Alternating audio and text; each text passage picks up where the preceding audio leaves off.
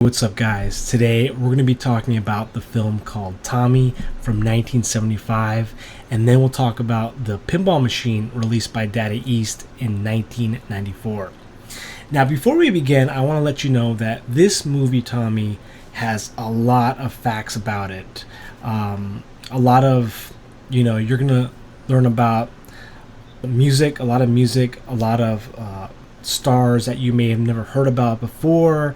But we'll discuss, the basic concepts and facts of the movie. Then I'll go into the more relevant themes and motifs. And then I'll give you my opinion of the movie, what I thought personally. And then we'll talk about the pinball table and some of the cool features that the pinball table included to kind of pay homage to the movie. So first things first, let's get some facts out of the way. So Tommy was a movie released in 1975. It was directed by a man named Ken Russell, and it is considered a rock opera, or what I like to call a rockpera. Rock and opera put together. And so the way the movie is set up is that it's actually based on the 1969 album by The Who called Tommy. And so in the album there's features a number of songs, and each song in the movie Tommy is kind of like a scene in the movie. So like one scene, the opening act, the first song in The Who's album really kind of translates to the first scene in the movie Tommy. But there were some things were changed and altered, but for the most part, it's really based. The film itself is basically a film adaptation of this rock opera by The Who. So along with that, it also had a really big star-studded cast. You had Roger Daltrey, who was the singer in The Who. You had Anne Margaret, Eric Clapton, Tina Turner, Elton John, Jack Nicholson, to name a few. So, and then also in the movie you had The Who performing in some scenes, especially in the pinball scene with Elton John. So a really interesting concept when you think about it for a movie. It's like a musical rock opera featuring music by The Who and also starring members from the band like Roger Daltrey, Peter Townsend. I am not really too familiar with The Who myself. I only know about this table and this movie because of the pinball table when I got into VPX. So some of the themes that you'll find when you watch this rock opera movie is a lot of religion, a lot of themes about consciousness, spirituality, symbolism, Jesus the Messiah. It's some philosophy as well. And there's one important thing that I want to mention, a motif that carries throughout the entire film, and that is the deaf, dumb, and blind. So remember that motif when I go into the theme of the movie. So the filming locations was a lot of areas around Portsmouth in the United Kingdom. As you can see on the top right, it seems like it's in the south part of England, and it's near a lot of on the shore. So you have a lot of scenes and imagery in the movie are going to be based on, you're going to see a lot of ocean and sea, and some of the scenes of the movie are quite beautiful as well. So keep that in mind. And so I've already talked about kind of what Tommy is. It's a film adaptation of the English rock bands The Who's rock opera called Tommy. Read about the main theme of the film Tommy. It's very complex, so there's not really one best way to put it. But for me personally, the theme of the movie was not just a critique on religion, but it was basically a movie about one's own salvation. And so religion is only important in the movie because religion for a lot of people is a way of seeking salvation. So religion for some is salvation. For others, as you'll see in the movie, it could be through drugs, it could be through music, it could be just about anything. But at the end of the day, what this movie tries to send a message across is that salvation is primarily through the individual, through our own lens and how we take the world and how we live in the world. And I think I want to say something that Peter Townsend said best. He was the guitarist for The Who, and he was the songwriter for a lot of the songs in Tommy. So he said this, and I quote, "Every individual has a load. You can tell by the way people ruthlessly live their lives that they're fulfilling some sort of destiny. On minor levels, it can be astrological. On other levels, it can be evolutionary or environmental. Biggest of all is the feeling that there's something really latently powerful driving every man.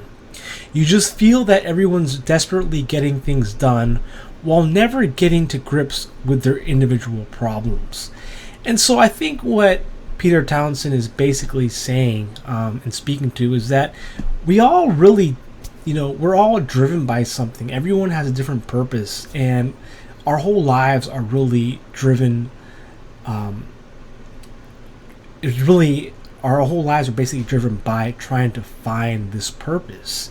And that purpose can always change. I mean, it's constantly changing. Maybe 5 years or 10 years from now, the purpose or something that's driving you, the force, may not be what's driving you today. So make sure you read this article that I link in the description below, because it really talks about, really puts this movie in, wraps it up really well. But make sure you see the movie first, because this movie, its themes are really a lot. But basically, I think the far overreaching theme is about individuality, spirituality, and how it all really just depends on yourself.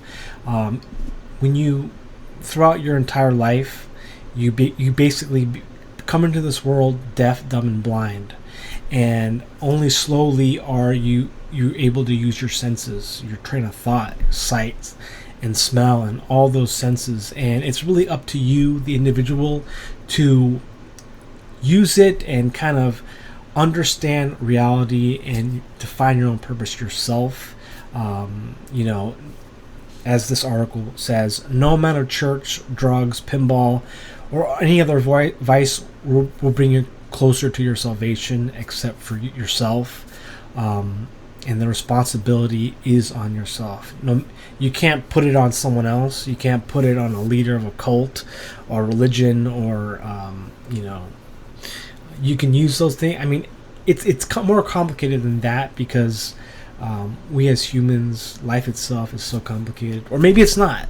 So there's a lot of philosophical viewpoints you can say, but I think what this movie is really trying to say is that at the end of the day, what you value and what matters to you is all that matters. And people, commercials, media will try to imprint. Maybe they're not trying to imprint their views on you, but sometimes people can, as we walk through this world and life in general, we kind of take these things and adopt them. But instead of adopting them, the movie is trying to say, instead of rejecting things like religion or these vices, kind of question them and see whether they fit your understanding of the world. And if they don't, try something else. And that's basically what we're doing. We're just floating, going through life and finding things that work for us and things that don't work for us. So it's basically a movie about a spiritual journey, and Tommy represents us in our world as we progress, as we mature. And a lot of, you could say that, wisdom, even though we may physically be able to see, hear, are we actually, are we actually seeing what we're seeing, hearing what we're hearing? Are we actually doing, or are we still deaf, blind, and mute? And so there's a huge criticism there as you watch the movie. So that's basically the movie. I don't want to overcomplicate things, but I think you should definitely give it at least one watch and then read this article. One of the cool things about the pinball machine from Data East is that it has flipper blinders, where these blinders are attached to the flippers that make it hard to see the ball.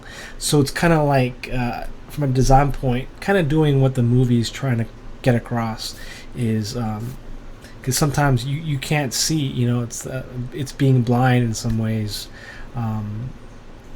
and just because you see it, doesn't mean you're actually seeing it for what it is, seeing the truth for what it is. You have to do some digging, perhaps. So I'll leave it here, but I hope you enjoyed the little synopsis about the movie. I think it's a movie that, for me at least, it's something that it's an acquired taste for sure. I'm not really too big on the Who myself, but I think some of the songs were pretty cool. Like, I like the Acid Queen song. I like that scene in the movie with Tina Turner. That was pretty cool. It stuck out for me. But yeah, follow me along for the pinball portion of this video. Until next time. So now we're playing the pinball machine, and now I have so much more of an appreciation for the table so far. So this one is from VPW. It's not a new one. I believe it's from 2022, but it's a great one. And as you can see on the back glass, that's the scene where John Elton is the pinball wizard wearing those huge shoes.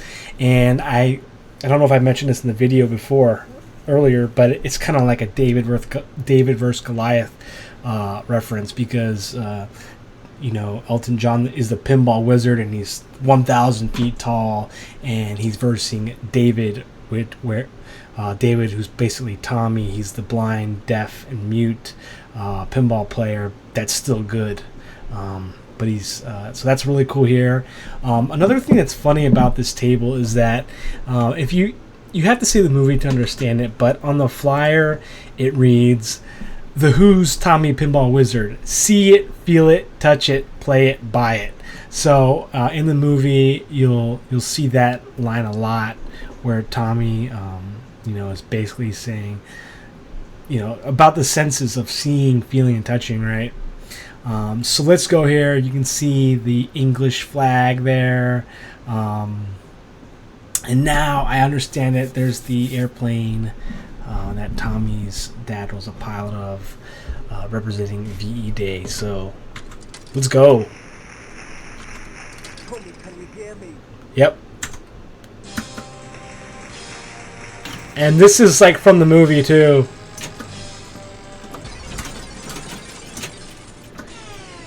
Oh, come on. Ball safe. Bum, bum, this is probably one of the most famous songs too. Bum.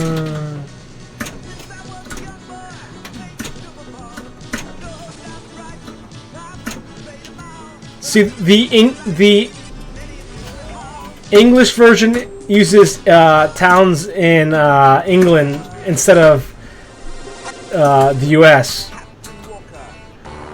So Captain Walker was Tommy's dad. Wait. I've never actually done this video mode. What?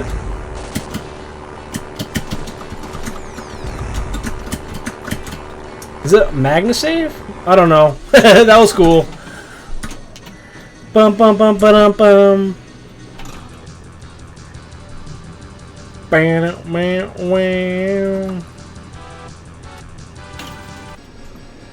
But it's interesting because all the tables in Tommy were EMs, and this one is like a solid state, right?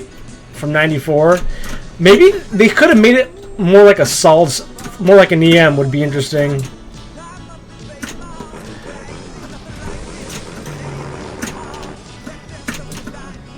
sure plays me pinball. Oh, come on.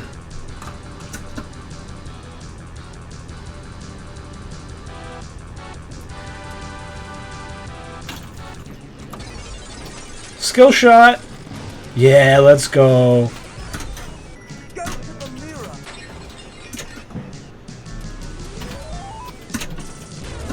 There's the mirror. So you'd have to see the movie to understand it.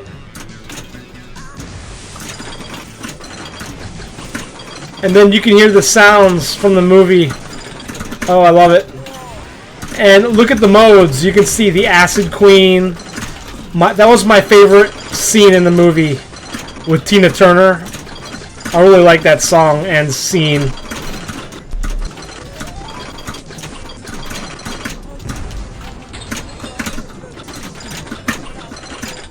Got one jackpot there.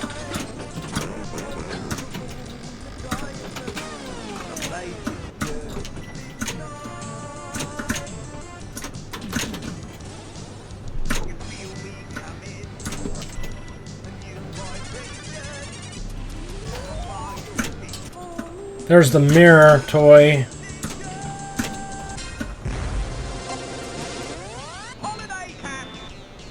Holiday camp, okay. So we gotta hit the captive ball. 20 million. Oh no. Oh, there's a few captive balls here. I didn't realize that. I thought there was only one. Looks like there's two.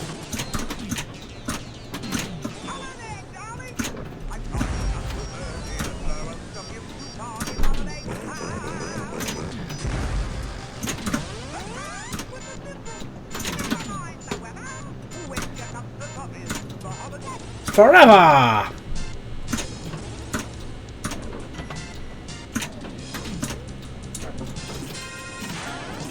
Union Jack ready. Oh no. Oh no!